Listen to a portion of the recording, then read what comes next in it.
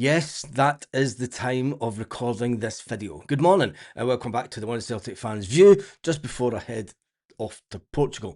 Last week, Dermot Desmond, Michael Nicholson and Brian Wilson stood in the stands in Dublin and watched a mediocre Celtic team that, okay, we're lacking a few players that were away at the World Cup.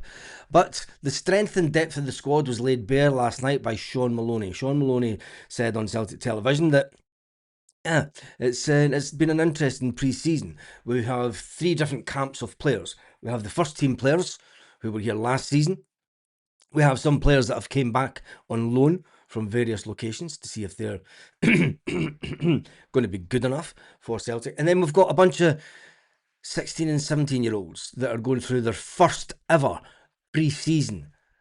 And they're kind of struggling a bit with the momentum, the heat, the physicality, because they're only 16, 17-year-old and they've never had a pre-season like this in their life, said Sean Maloney. So it's difficult for them, but it's all going good. Martin O'Neill spoke to Celtic television last night, and I'm going to listen to a bit of what Martin said. It's been really good, really good. I must admit I am better than I expected. The training facilities have been great, the hotel's been really good. We've been cordoned off for part of it. We're still mixing with some of the people as well too. So it's worked out terrifically. The players have worked hard.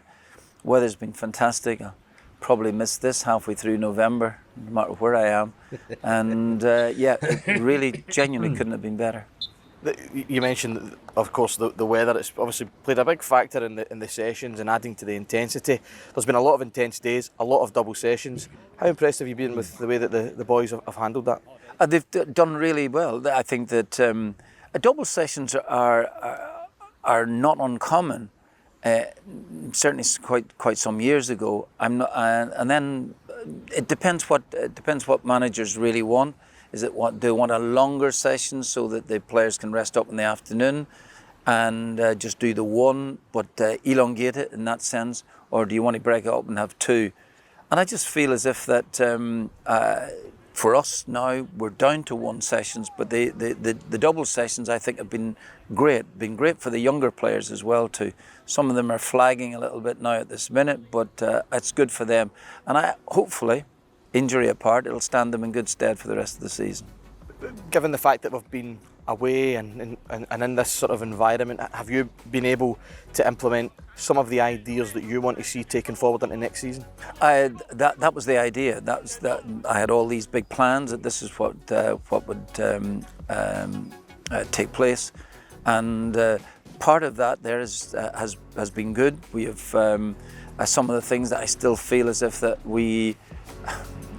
naturally we can improve on, and that we have only slightly touched on, but we should do a wee bit more about. I think we'll probably do that there when we get back home.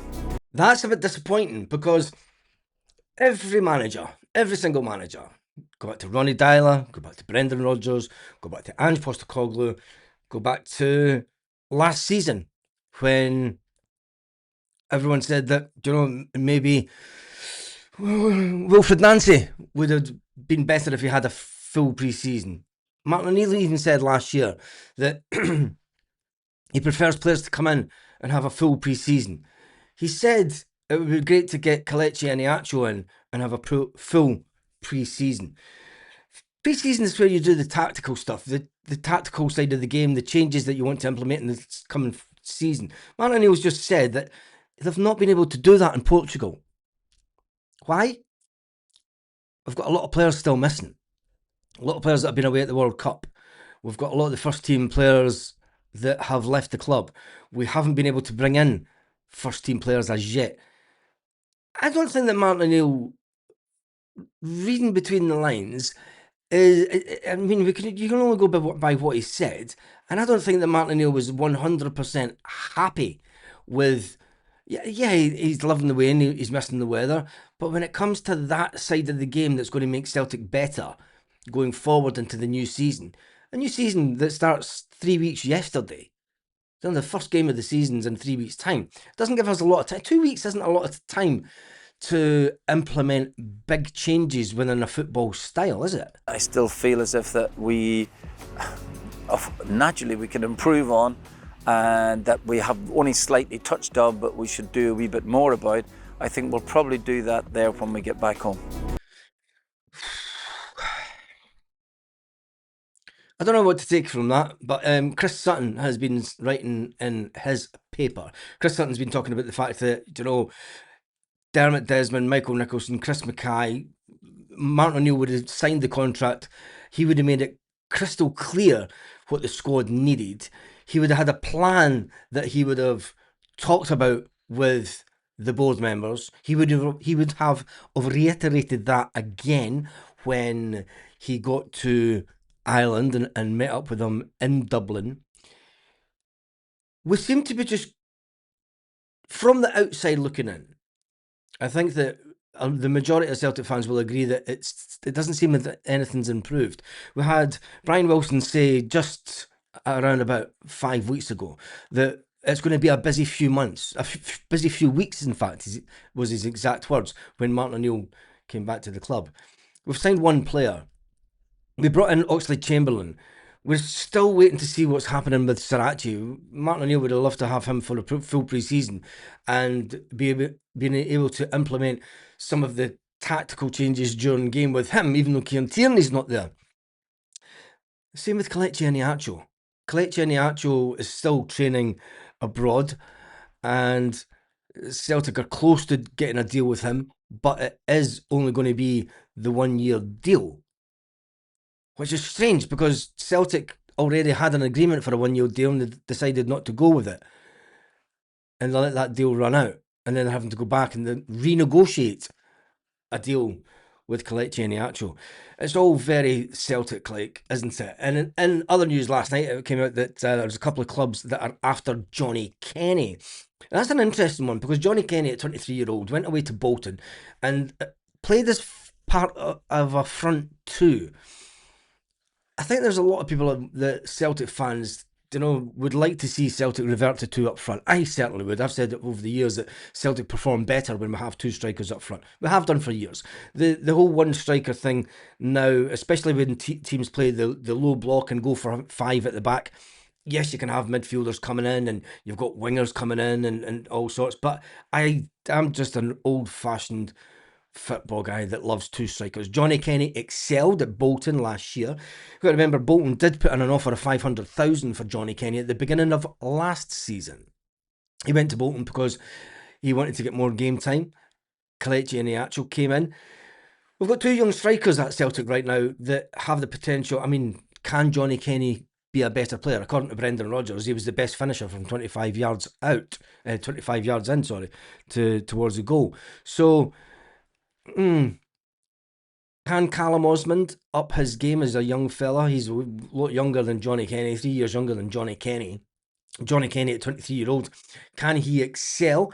He was the number one striker, not through choice, at one point last season. But we've got to say the team was playing absolutely woeful last season, and Johnny Kenny really wasn't getting the kind of ammunition crosses into him like what Kyogo Furuhashi had done over the years. Even towards the end of Kyogo Furuhashi's tenure at Celtic, he wasn't getting the service and he was missing a lot of stuff as well.